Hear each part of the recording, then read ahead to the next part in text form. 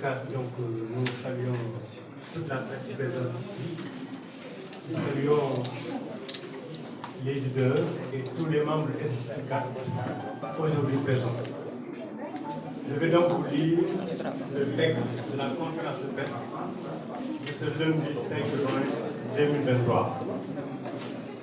La plateforme F24 s'incline devant la mémoire de ceux qui ont perdu la vue durant ces derniers jours, prie pour le repos de leur âme et présente ses condoléances aux familles éplorées.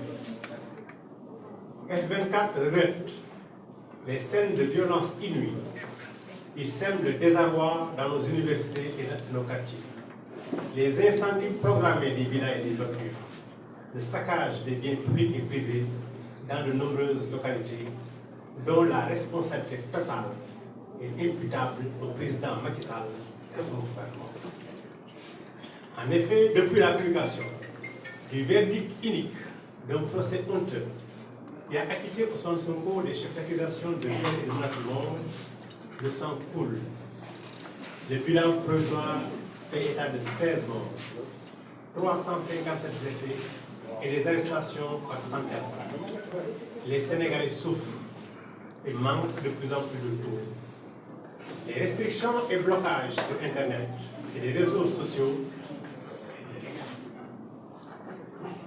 qui relèvent de pratiques de notre âge ne portent pas seulement atteinte aux libertés individuelles et collectives, elles constituent un facteur d'inertie affectant les transactions financières des institutions publiques et privées. En outre, la psychose résultant d'une insécurité qui a atteint un niveau paroxystique conduit les travailleurs et les apprenants à rester cloîtrés chez eux, les entreprises et services à fermer ou à fonctionner au ralenti. Cette prostration qui prive de nombreux Sénégalais de leur revenu quotidien plonge des familles entières dans l'impossibilité de bénéficier des repas indispensables à leur survie. Enfin, l'insécurité et les difficultés de placement ont conduit à une pénurie de gaz, de carburant et même des denrées de première nécessité, accentuant le mal-être de plusieurs citoyens. Dans ce contexte où on attend du président de la République des solutions salvatrices, ces ministres ne prennent la parole que pour répéter aux citoyens que ce sont des forces occultes, des gens payés et formés, et non les populations sénégalaises qui organisent la résistance contre l'excès d'injustice. Pourtant, les vidéos et témoignages multiples accusent des nervis armés qui seraient proches du pouvoir de parader dans les pick-up, traquant, enlevant, torturant et persécutant des populations désarmées et désemparées. Entre autres, Pape Abdoulaye Touré, membre de la cellule de communication de F24, a été kidnappé et torturé par ces derniers avant d'être livré à la gendarmerie. Il souffre de fractures multiples aux membres inférieurs et supérieurs, avec une vue ferme. Il reste fortement meurtri par le traitement barbare dont il a été l'objet, comme plusieurs autres victimes. F24 rappelle qu'aucune circonstance, même état de guerre, ne peut justifier la torture, les traitements cruels, inhumains et dégradants qui restent des infractions mondialement punies et imprescriptibles. La plateforme dénonce les rafles systématiques dont de nombreux mineurs sont victimes et relève la similitude des chefs d'incubation dans des centaines de dossiers.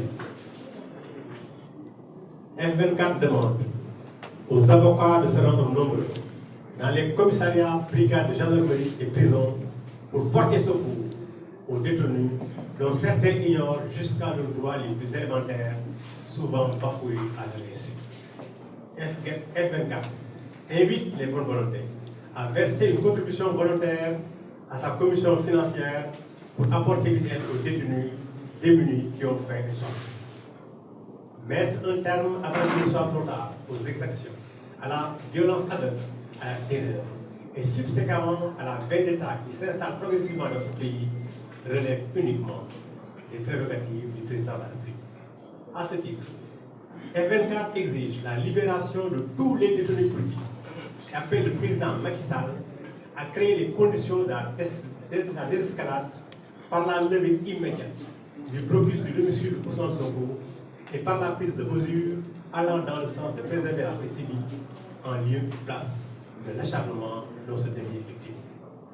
En tout état de cause, il est temps que M. Macky Sall et ses partisans comprennent que F24 et les Sénégalais ne les laisseront pas faire de Ousmane Sonko la troisième victime de leur sport favori, de sélection des candidats à la présidentielle 2024.